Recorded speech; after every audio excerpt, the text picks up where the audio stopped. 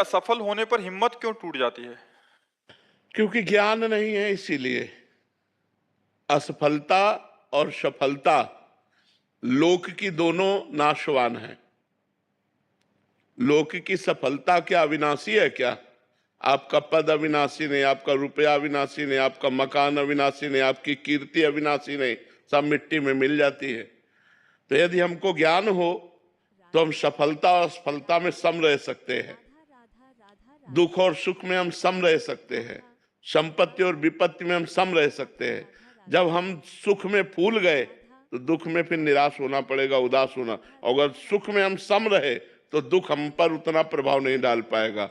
ऐसे ही असफलता तभी होती है जब हमारे पूर्व पाप होते हैं या हम जो कार्य करते होते हैं उसमें प्रवीणता नहीं होती, तभी असफलता होती है। तो हमें चाहिए एक बार असफल होकर के हम दोबारा असफल ना हो, ऐसी प्रवीणता लानी चाहिए, और वो भगवान के नाम जप से मिलेगी, भगवान के शरण में आने से मिलेगी, भगवान की कृपा से प्राप्त होगी सफलता। तो हमें चाहिए कि चित्त को भगवान से जोड़े, तो बड़े से बड़े असफलता को भी हम हंस करके सह करके सफलता की तरफ आगे बढ़ सकते हैं। अगर भगवान से नहीं जुड़े तो निगेटिव विचार हमको और असफल बनाते हुए हो सकता है डिप्रेशन में डाल दे। देखो, एक बच्चा फेल होता है ज्ञान का विकास ना होने के कारण। जब उसके माता पिता उससे डांटते हैं और उसके मित्र उसको नीचा दिखाते हैं तो वो कर लेता है। वो सोचता है अब क्या, अरे ये कुछ करने का विषय था, एक बार फेल हो गए, हम अच्छे से फिर पढ़ाई पढ़ेंगे और हम पास हो जाएंगे। पर ज्ञान का विकास ना होने के कारण लोग नकारात्मक सोच को इतना आदर दे देते हैं कि वो डिप्रेशन में चले जाते हैं, वो परेशान हो जाते हैं। तो नहीं, नाम जप करो और सकारात्मक सोच को, पॉजिटिव सोच को बढ़ाओ, तो सफलता अपने आप मिल जाएगी आपको।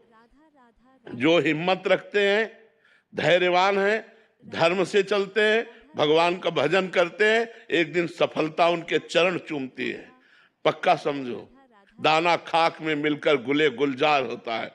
जब हम अविनाशी के बच्चा हैं, पीछे नहीं हटेंगे, सफलता ही सफलता है।